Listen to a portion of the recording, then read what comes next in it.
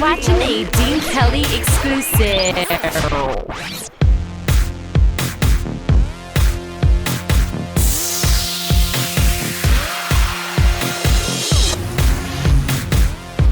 Hey everyone, we are here in LA with my good friend Mike Manning. Yes. You're a busy guy now. Yeah, really busy. Very busy guy. So you did the Real World DC, Yes. and since then you've done like a gajillion things like since. You want me to... Where do you start? Okay, well, after the show, I went back to Colorado and I finished school, and I kind of fell into a hosting gig with Vista TV in Denver, so I hosted like a news show. And then after I graduated, I moved to LA, and it's been crazy How does that ever compare? since. I love LA. I love More it. than It's- Colorado? Yes. I feel like you know everybody has their place where they feel like they belong. They're meant to be. I think that's LA. You don't feel like the new guy, like the awkward, like No. It was kind of like I walked in out of the airport, I guess, and I was like, fine. You walked here from Denver. Yeah, it was a long walk. So since I've been in LA, I've gotten to do hosting. I hosted the American Music Awards. I was on the red carpet doing that. I've been in I think 6 shorts now, 2 feature films. I get to travel around with the HRC and speak about politics and young people getting involved and things. It's great. I have a really good gig going on. So do you like sleep ever? Do you like ever have time to yeah, like, sleep? I actually have A little bit? slept a little bit. Yeah, no, That's I've good. become a coffee drinker since living here. It's awful. Like, I'm like addicted. I never drank coffee in Colorado, and now Really?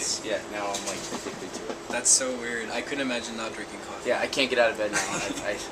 I almost have like an IV. It's just like caffeine right caffeine IV. Yeah. Do you like because obviously when you guys are doing the Real World, you get interviewed like for the Real World. Is it weird like interviewing other people? Does it feel? Is it easier? I like it because I don't have to. I can put them on the spot and I can watch it. That's what watch I them like, squirm and be awkward. You know what I mean? So it's always like I ask. I mean, you do this. Yeah, you know? I'm gonna make you squirm, but yeah. Not like that. Not like that. Oh, okay. I didn't know it was that kind of interview.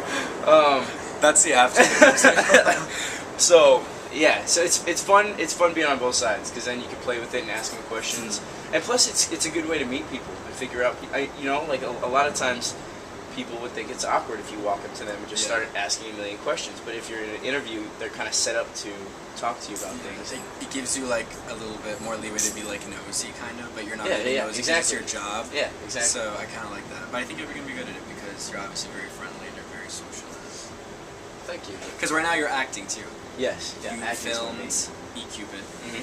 So tell us a little bit about that. That's more like it's kind of like it's a love story, but it's like through like cell phones, kind of. Yeah. Okay. So eCupid is a romantic comedy, and it's basically about a guy who he's kind of going through the motions. He's living a mundane life, and he's kind of in a slump.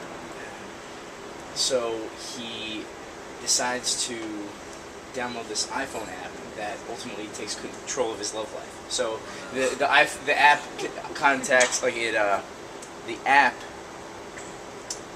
downloads like all of his contacts and invites people to his house for parties. It goes through his calendar and schedules events. It goes through and does like some of his work at his job.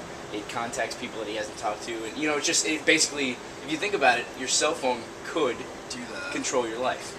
I kind of want that app. Is that a real app? Actually, they are creating that app. Oh my god, I Yeah, want that. they're creating it. I mean, it's not obviously it's not going to do everything. Well, yeah, it does in the well, movie, yeah. But it's this. I think they created a version where you put your fingerprint on one side and somebody else does the other, and it tells if you're a match or not. No way. Yeah. That's so strange. And But I kinda it's like narrated it. by Morgan Fairchild because she's in the movie, Oh, cool. and so it has like her voice come through the phone and tell you if you're a match with the other person or not. So I heard that when you auditioned, Yeah. and you had to do something with like a dildo or something. Or was that No, I didn't do. Oh, you didn't do Yeah. it? Okay. So funny story. So the casting director calls me and asks if I can come in for this audition. I was like, all right, fine. I read parts of the script and I kind of chose the character that I wanted to read for. So I went in and read for it, and they said, okay, we like you. We want to offer you this. We think you're a good fit. And I was like, all right, thanks. And they kind of got this look, and they're like, wait, can you audition for another role? And I said, Sure. All right, sure, fine, whatever. You never want to say no. Yeah. So they give me these sides, and I go out in the hallway to read it, and I get into the second page of the lines, and it mentions a dildo. Right on the second page. In the second page, it's like mentions a dildo, and I was like, I went back inside, and I was like, guys, I'm sorry, but I've never touched a dildo in real life. I couldn't really do it on camera. Fair enough. I think that's fair enough. Yeah. So I wasn't comfortable with doing that scene. I can see why. Yeah. So you didn't actually have to No. audition. That's probably the most awkward thing you'd ever have to audition. Yeah, Like, yeah. when you're I've been doing in some weird auditions, but that would have been, probably the weirdest, I think, for me. Because, like, what I like about you is you're pretty good with, like, networking. You tweet and everything, and you're big on, like, Facebook.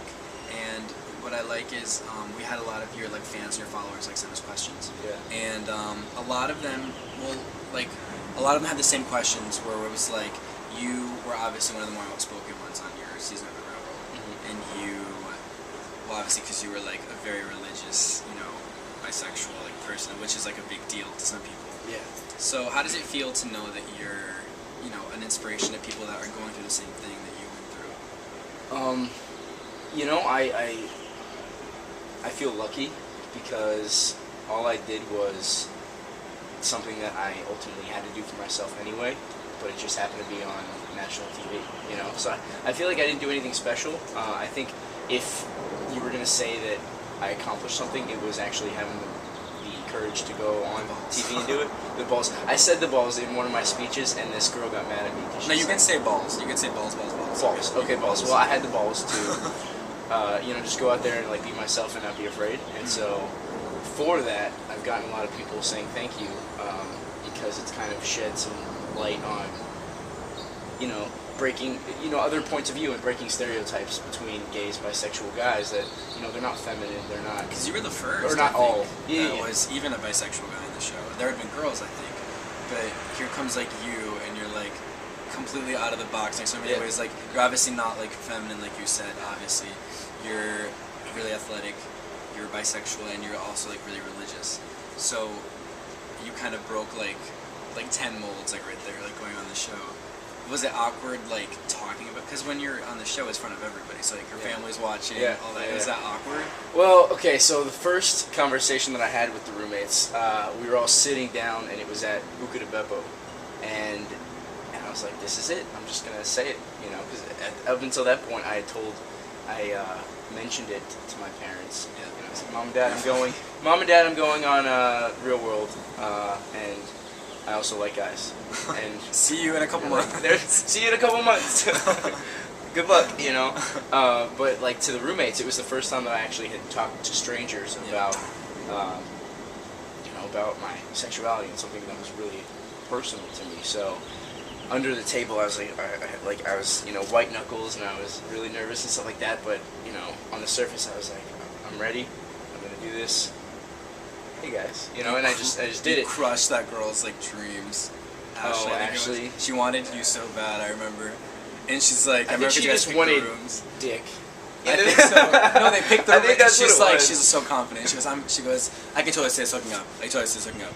And then, boom. Yeah. Well, actually, you didn't cut her out completely. No, I didn't. I will give this to her. In the middle of the season, we were all kind of stuck in this house, and we have limited contact with the outside world, and we get to know each other really, really well. And so seeing her in a bikini again and again and again, obviously I'm going to fantasize, obviously I'm going to get ideas. So about the middle of the season, I said, Ashley, would you like to just, no holds barred, like, we won't even have to talk about it later. Do you just want to... Everybody will see it. Just experience some nookie. And she said, no. She shut me down. So I don't think it showed that, but I don't remember that. No. But she got me back. Yeah. She got me back too, and you were like, "Oh, you mean with that she got me back?" Right, yeah. I actually was. I went to her and I was confident. Were I was you serious? You were actually? Yeah. Hell yeah. I mean, I was stuck in a house. I couldn't even freaking jerk off without cameras everywhere. Well, I was gonna ask I couldn't do anything. So I was like, Ashley, please, please do it for me. Do it for our friendship. And she's like, no. And no, it didn't work. So they didn't do it. For any of you that were wondering, we didn't.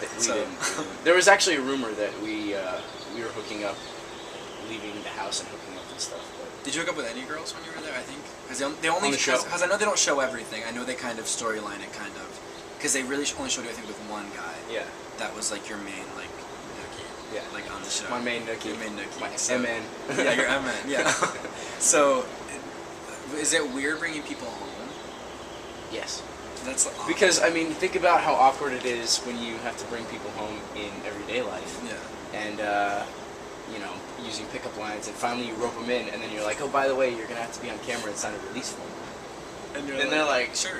Yeah. Well, I mean, surprised? there were a lot of Some people people that, you know, it was like flies to the shit. They just saw a camera. So they and knew lights you guys were like filming. Yeah, probably. yeah. So they, There was so much on Facebook and Twitter, and obviously if you go to a club and there's a camera on you, a spotlight, people find out. These people are important. I have to find out why I have to sleep with them. There were 2 girls that admitted later that they just hooked up with Josh and Andrew just because they were on the show. Like, they just wanted to get on camera. But they ended up looking, you know, slutty anyway, so. I think that's usually what happens. No offense. I mean, if you bring somebody home and like, there's camera guys there. How do you? There's like dudes with cameras like in the house. Yeah. That doesn't ruin your game at all. Like, I think it's funny. You know, I'm a big people watcher, and so kind of like what we were talking in the beginning. Yeah. Sometimes I would just do it for fun. So we went out to clubs, and I brought a girl home, and I just watched her. Like we walked inside, and I was like, yeah, there's the cameras, there's this. Oh, there's the kitchen. We have some tea if you want.